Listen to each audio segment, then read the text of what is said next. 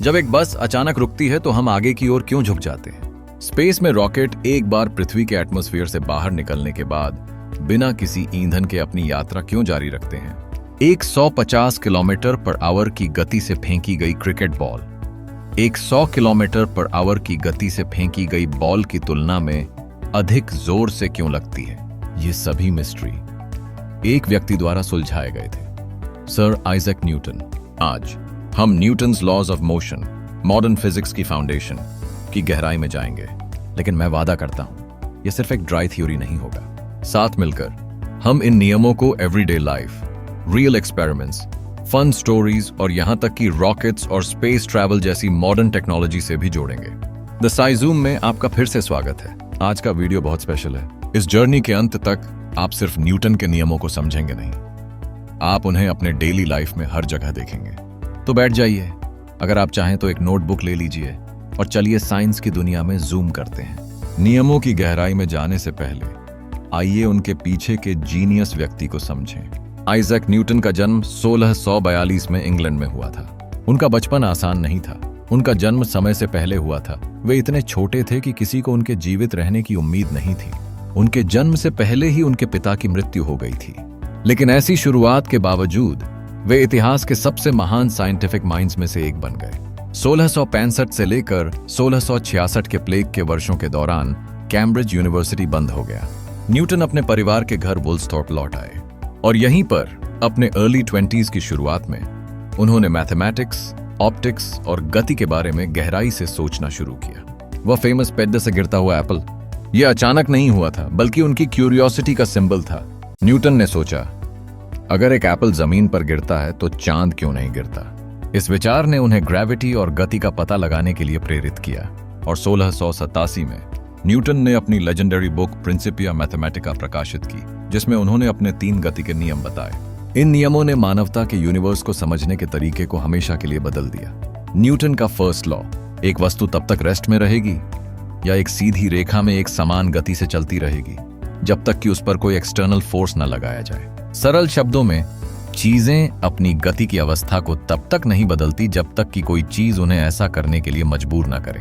कल्पना कीजिए कि आप एक बस में यात्रा कर रहे हैं। अचानक ड्राइवर ब्रेक लगाता है, तब क्या होता है? आप आगे की ओर झुक जाते हैं। ऐसा इसलिए होता है क्योंकि आपका शरीर उसी गति से चलते रहना चाहता है, भले ही बस रुक गई हो। ऑब्जेक्ट्स की इस बदलाव का विरोध करने की टेंडेंसी को जड़त्व कहते हैं। प्लेट के नीचे से टेबल क्लॉथ को जल्दी से खींचने पर प्लेट जड़त्व के कारण लगभग उसी जगह पर रहती हैं। सीट बेल्ट जड़त्व का मुकाबला करके जान बचाती है। क्रैश में आपका शरीर आगे बढ़ते रहना चाहता है, लेकिन बेल्ट आपको रोकने के लिए जरूरी फोर्स लगाती है। स्पेस में एयर रेजिस्टेंस या घर्षण के बिना एक स्पेसक्राफ्ट उसी दिशा में चलता रहेगा जब तक कि कोई दूसरा फोर्स जैसे ग्रेविटी उसे बदल नहीं देता। एक कॉइन लें, उसे एक कार्ड के साथ एक गिलास के ऊपर रखें, कार्ड को बगल में झटकें, कॉइन जड़त्व के कारण गिलास में गिर जाता है। न्यूटन से पहले लोग मानते थे कि गति को जारी रखने के लिए लगातार धक्के की जरूरत होती है। न्यूटन ने दिखाया कि यह फोर्स नहीं है जो गति को बनाए रखता है, बल्कि गति को बदलने के लिए ही फोर्स की जरूरत होती है। जड़त्व मास पर निर्भर करता है। भारी ऑब्जेक्ट्स बदलाव का अधिक मजबूती से विरोध करती हैं। न्यूटन का सेकंड लॉ, किसी ऑब्जेक्ट पर लगने वाला फोर्स उस वस्तु के मास और उसके एक्सेलरेशन के गुणनफल के बराबर होता है, या सीधे तौर पर F = m/। यह शायद आइंस्टाइन के E = mc² के बाद सबसे फेमस इक्वेशन है। यह हमें बताता है कि जब फोर्स लगाया जाता है तो गति कैसे बदलती है। यदि आप एक खाली शॉपिंग कार्ट को धक्का देते हैं तो वह तेजी से एक्सेलरेट करती है।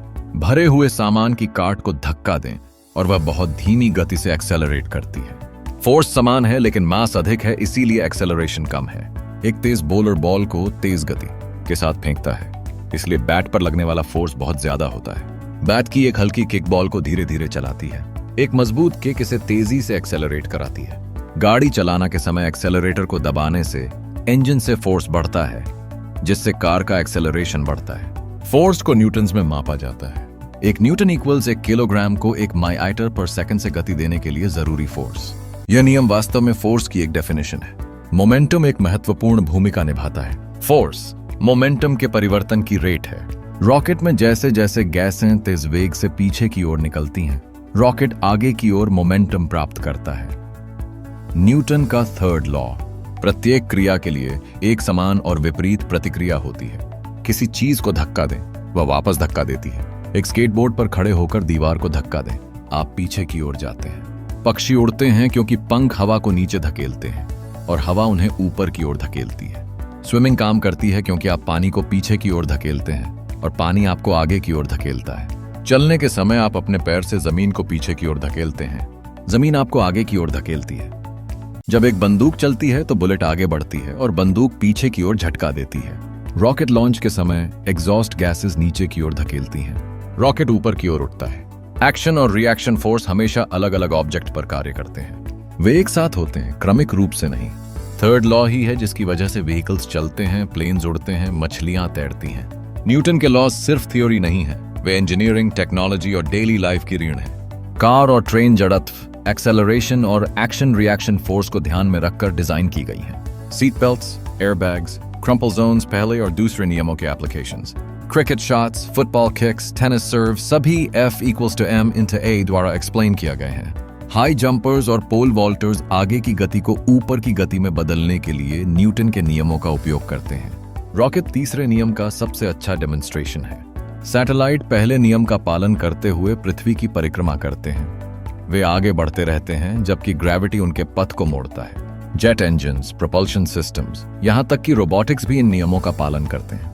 न्यूटन के सिद्धांतों का उपयोग सिमुलेशंस, VR गेमिंग और यहां तक कि एनिमेशन फिजिक्स इंजन में भी किया जाता है। न्यूटन ने सिर्फ नियम नहीं लिखे, उन्होंने मानवता को यूनिवर्स को देखने का एक नया तरीका दिया।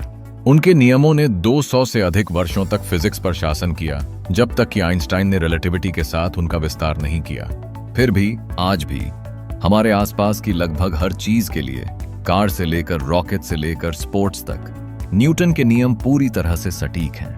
तो अब जब आप एक बस को अचानक रुकते हुए देखते हैं, या टीवी पर एक रॉकेट लॉन्च देखते हैं, या जब आप एक साधारण सैर पर जाते हैं, तो आप जानेंगे न्यूटन्स लॉज ऑफ मोशन काम कर रहे हैं। वे सिर्फ टेक्स्ट बुक्स में नहीं हैं, वे जीवन के नियम ही हैं। अगर आपको यह गहराई से जानकारी अच्छी लगी तो द साइजूम को लाइक, शेयर और सब्सक्राइब जरूर करें। अगले वीडियो में हम ग्रेविटी की मिस्टीरियस वर्ल्ड की खोज करेंगे, जो न्यूटन की सबसे बड़ी खोज है।